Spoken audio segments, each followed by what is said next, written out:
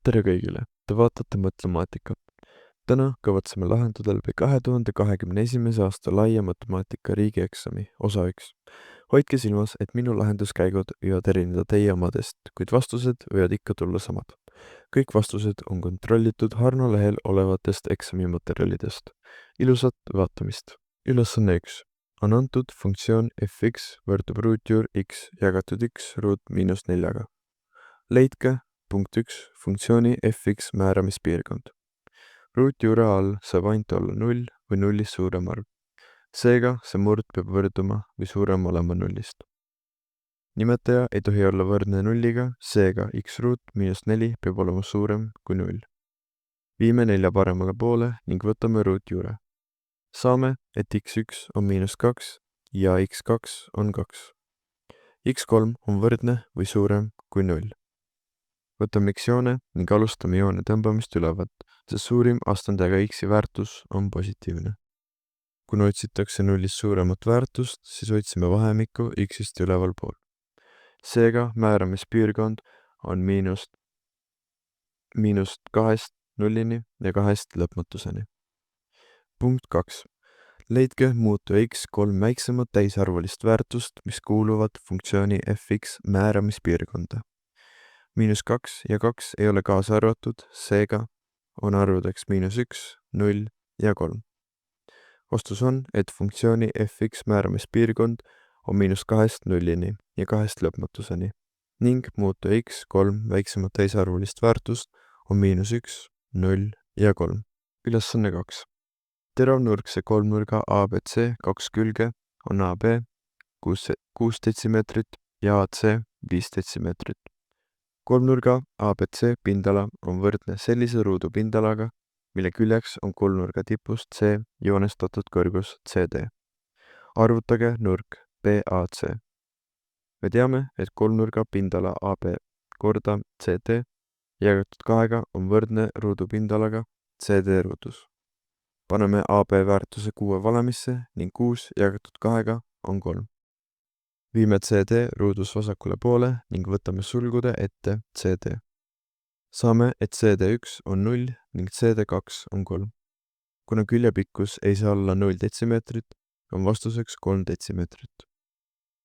Paneme arvud pindala valemisse ning saame 3 ruudus ehk 9 ning teame, et AC on võrdne 5 detsimeetriga. Et leida nurk BAC, peame kasutama sellist pindala valemit. Paneme arvud valemisse ning saame lahti 2-st. Jagame terve rea 5-ga ning saame, et siinus alfa võrdub 9 15 ehk 3/5. Võtame miinus siinus ning saame vastuseks 36,9 kraadi. Seega vastus on, et nurk BAC on 36,9 kraadi. Ülesanne 3. Joonisel on funktsioonide y võrdub 0,25 x ruutu ja y võrdub 2 miinus 1/4 x ruutu graafikud. Viirutage antud funktsioonide graafikutega piiratud kujund ja arvutage selle kujundi pindala. Et leida mõlema funktsioonide lõikepunktid, paneme need üksteisega võrduma. Viime x-id vasakule poole ning 2 jätame paremale poole. Liites need kokku, saame 1/2 x ruutu võrdumas 2-ga. Jagame terve rea 1/2 ning saame, et x ruudus võrdub 4-ga. Võttes ruutjuure, saame, et x1 on 2 ning x2 on miinus 2. Järgmisena kasutame integraali, et leida pindala. X-ideks paneme 2 ja miinus 2 ning lahutame alumise funktsiooni ülemisest. Järgmisena võtame tuletise sellest funktsioonist. Nüüd peame funktsioonis x-i asendama 2-ga ning lahutades sellest funktsiooni, kus x on miinus 2. Vastuseks saame 16/3 ehk 5 1/3 ruutühikut. Seega vastus on, et viirutatud kujundi pindala on 5 1/3 ruutühikut. Ülesanne 4. Tuleb lihtsustada selline avaldis. Paneme kohe alguses terve avaldise ühele murrujoonele. Kui meil on arv astmel -1, siis viime selle nimetajasse. Kirjutame y miinus x kui ruutjuur y miinus ruutjuur x korda ruutjuur y pluss ruutjuur x. Saame maha tõmmata ruutjuur y miinus ruutjuur x ja ruutjuur x miinus ruutjuur y ning üles jääb -1. Alt saime lahti murrust nüüd. Liidame sulgudes miinus ruutjuur x-i ja pluss 2 ruutjuur x ning meil jääb nimetajasse valem. Lõppvastus on 1 jagatud x miinus y.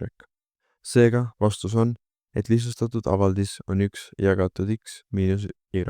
Ülesanne 5. Sõbrad Kati ja Mart mängivad noolemängu. Kati tabab märklavu südamiku tõenäosusega 5/6 ja Mart tõenäosusega 6/7. Küsimus 1. Kui suur on tõenäosus, et punkt 1, nii Kati kui ka Mart tabavad esimese viskega märklavu südamikku? Tõenäosus, et mõlemad tabaksid, oleks 5/6 korda 6/7, mis võrdub 5/7. Punkt 2. Kui suur on tõenäosus, et vähemalt üks sõpradest tabab esimese viskega märklavu südamikku? Leiame algselt tõenäosuse, et kumbki ei taba. Selle jaoks lahutame 1 ehk 100% nii 5/6 kui ka 6/7 ning korrutame need omavahel. Vastuseks saame 1/40. Seega tõenäosus, et vähemalt üks tabab, on 1 miinus 1/40 ning saame vastuseks 41/40. Küsimus 2. Mõlemad sõbrad teevad 5 viset. Põhjendage arvutustega, kas suurem on tõenäosus, et punkt 1, Kati tabab märklavu südamiku täpselt 3 korral või punkt 2, Mart tabab märklavu südamiku täpselt 4 korral.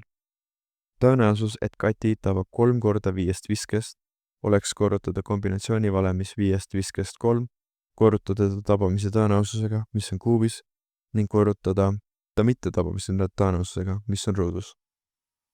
Vastuseks saame 1250 1776 ehk ligikaudu 0,161. Tõenäosus, et Mart tabab 4 korda 5 viskest, oleks kasutada jällegist kombinatsiooni valemit 5 viskest 4, korrutades ta tabamise tõenäosuse astmel 4 ning korrutades ta mitte tabamise tõenäosusega. Vastuseks saame sellise suure murru ehk ligikaudu 0,386. Näha on, et Mardi tõenäosus on suurem kui Kati oma. Seega vastus on, et tõenäosus, et Mart tabab märklavu südamiku täpselt 4 korral, on suurem. Ülesanne 6. On antud funktsioon fx võrdub x ruudus korda sulgudes 2 miinus 1/3 x-i. Punkt 1. Leidke selle funktsiooni punkt 1 ekstreemumkohad ja määrake nende liik. Võtame algselt funktsioonist tuletise. Kuna tegemist on korrutisega, tuleb tuletise leidmise tehe selline. Saame vastuseks 4x miinus x ruutu. Paneme selle võrduma 0 ning saame sulgud ette tuua x-i. Saame, et x1 ehk x-min on 0 ning x2 ehk maks on 4. Leiame ka tuletisest tuletise ning saame 4 miinus 2x-i. Pannes x 0, saame vastuseks 4, mis on suurem kui 0, ehk siis see näitab, et x-min on 0. Pannes x 4, saame vastuseks miinus 4, mis on väiksem kui 0, ehk see näitab, et x-maks on 4. Punkt 2. Leidke selle funktsiooni kasvamis- ja kahanemisvahemikud. Selleks võtame tuletise funktsiooni ning toome sulgud ette x-i. Saame, et x1 on 0 ning x2 on 4. Pannes x-joonele x-väärtused, alustame joone tõmbamist alt, sest suurima astendajaga x on negatiivne. Kasvamisvahemik on 0-st 4-ni ning kahanemisvahemik on miinus lõpmatusest 0-ni ja 4-st lõpmatuseni. Punkt 2. Funktsiooni fx graafikule on punkti P joonestatud puutuja, mille tõus on 4. Leidke punkti P koordinaadid. See tähendab, et tuletise funktsiooni väärtus peab olema 4. Paneme selle võrduma 4-ga ning viime 4 vasakule poole. Siit on näha ruudu valemit, milleks on x miinus 2 ruudus. Saame, et x-id on 2.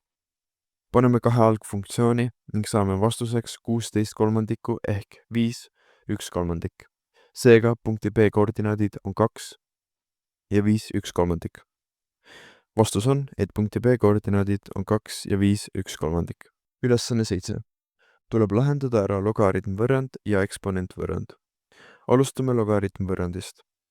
Kui on samade alustega logaritmide vahel miinusmärk, saame neid viia ühe alla, jagades need. Samuti, kui on arv logi ees, saame tuua selle astendajaks logaritmid tavale. Kuna loogide alused on mõlemal pool samad, saame neist lahti. Korrutame terve rea 54-ga, et saada lahti murdudest.